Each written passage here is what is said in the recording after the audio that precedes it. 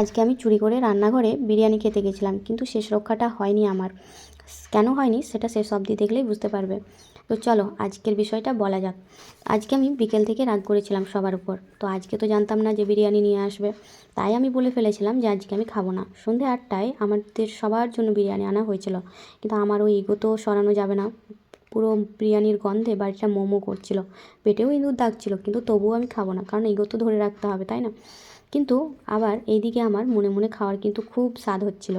রাত্রি 12টার সময় আমি ভেবেছিলাম সবাই ঘুমিয়ে পড়েছে, এমন সময় আমি চুরি করে রান্নাঘরে বিরিয়ানি খেতে যাই।